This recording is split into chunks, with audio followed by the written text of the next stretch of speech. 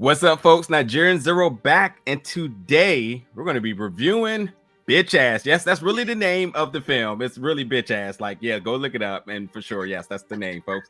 Which makes its world premiere at South by Southwest Film Festival 2022 under the Midnighters selection category.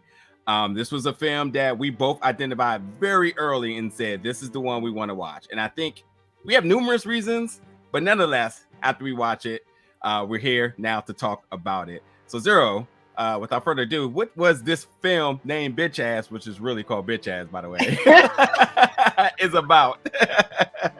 Well, Najir and I were very pleased to find out that Bitch Ass is about our, I guess, official, unofficial, I'm not exactly sure, black masked slasher, which is phenomenal. Which, if you know us and you know that we have been campaigning to see something like this for a very long time, and as soon as we saw Tony Todd on the bill, there it is. Sold. There it is.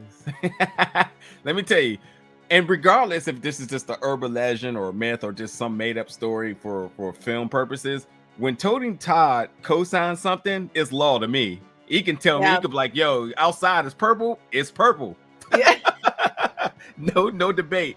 But yeah, this is being billed as the first black mass serial killer. So the first urban legend slasher, which I'm glad I didn't know about it because I didn't need any more trauma in my past. But I will say this in terms of like my appreciation for the film, because it's an independent film and it is not without flaws, which I will talk about. But there is a very core root connection I have to this film, and it just really, like, a part of me feels a little bit emotional about it because as a kid, and when going outside was the thing to do, which I'm actually happy that the kids across the street from where I live are always outside.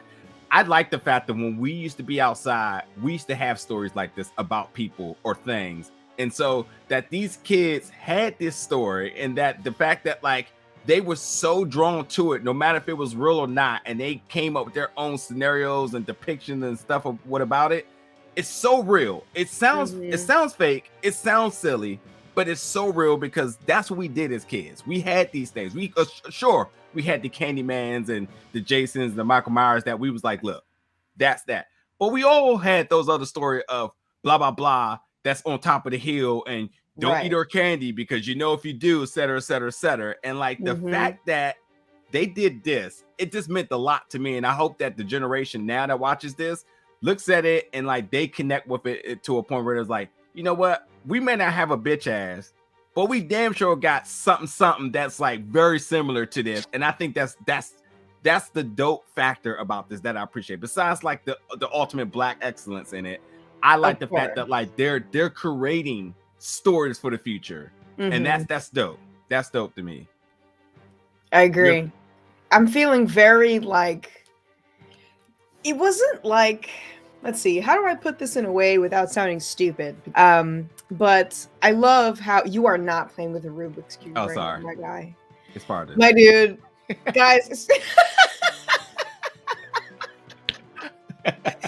As soon as you see Bitch Ass, you will understand the reference. First of all, Niger, that is hilarious.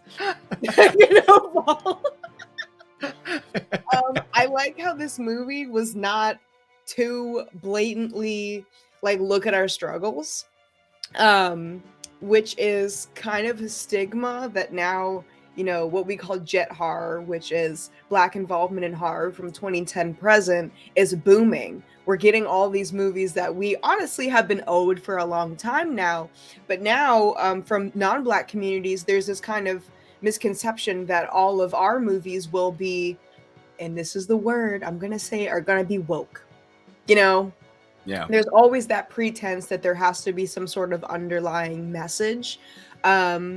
And there hasn't been a lot of jet horror recently that just shows black people being black people and being put in a situation and having it be black, but not via our trauma, if that makes any sense. The anthology that we watched earlier last year, Niger, Horror Noir, not the documentary, but the anthology, that was another good example of just showing black culture without having it be centered around our trauma, which is great. And of course, like you said before, this movie is not without its flaws. It's an independent film, but I'm just looking past that at this point. Like, for example, our main character having to be paged and go home at a certain time because his mom worries. Yeah. And I'm a little later generation than this movie takes place, but for me it was when the streetlights came on. Yeah. You better be home. Yeah. And that was all brown kids in my community. That was like the telltale. Yeah. And I just thought that was great. And I love this killer. I think that he has a little bit of work to do if we're gonna make this a thing. He's not no Freddy, no Jason, but I think that there is definitely potential there. It's giving Jason Voorhees with the crazy mom, with the side of Jigsaw using the traps to kind of like a vigilante kind of. Yeah. But it's still not it's not tolerated. It's not like, oh, he's just doing the Lord's work, it's fine. It's Right. it's that happy medium. It's got work, but I don't know. I was enjoying it. How about you? Yeah, for sure. A couple of things. So yeah, this was in 1999. So like, that time period and whatnot, which that does having a pager. And when you're talking about that, like that tells you that that's like the complete opposite of struggle. If you had a pager in 1999, it's kind of balling.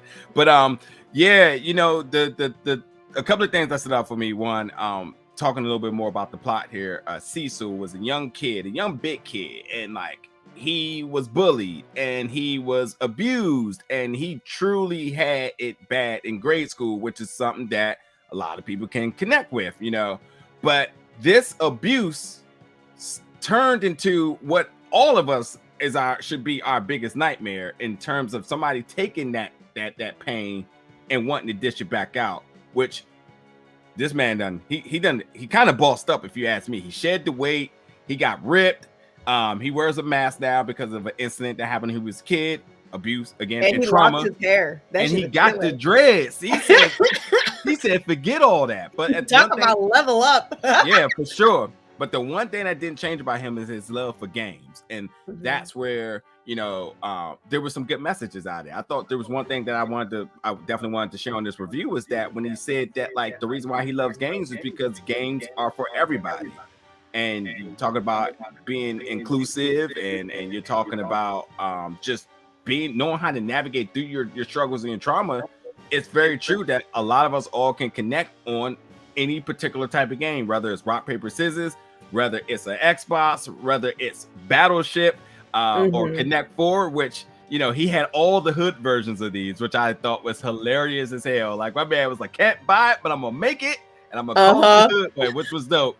But yeah, that was a big factor. But yeah, I always like to play devil's advocate just a little bit. And for all the abuse and struggle and everything he went through, folks got to stop going into people's houses trying to get them out of there or trying to rob them, because once you're in somebody's house, you're likely to get got. And that's what happens here. You had on night 666, you had a bunch of little knuckleheads saying, hey, we're gonna go rob this house, and it ends up being bitch ass house, which his name was bitch ass, but you know how like the play on words is like, yeah, look at his bitch ass, and it went along with that. So like he was teased, bully teased all the way to the max, and that name kept with him until he became this monster he is. But yeah, they tried to go in this house and rob him, and he's like, cool, come through here, we're gonna play these games, and if you don't win, then you taking the L. Now that's that's the core of this.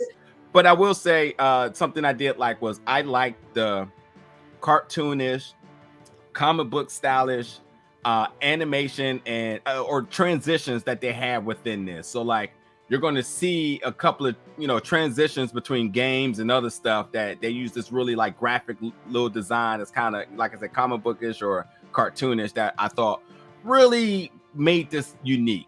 It's not that I have not seen it before, but in this fashion, I just had so much more appreciation of it. I was like, this is a good way to split up the tone, whether it's getting too dark, too heavy, or anybody who may have ever actually dealt with any of this trauma. It was a good balance to keep the story going and whatnot.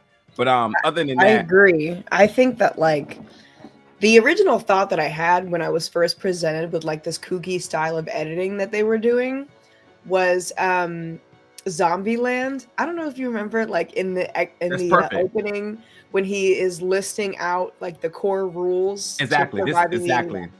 Yeah, and it's showing you at the same time, and I don't know. I thought it was unique, and especially because this whole premise kind of surrounds like games, but more specifically like tabletop games. Yep. It felt very tabletop-y. Like first it was Clue, like the way that they would outline who is in what room at what Mhm. time, which is cool. And then it was Connect Four, like physically changing the camera angles and minimizing and widening to make it look like Connect Four.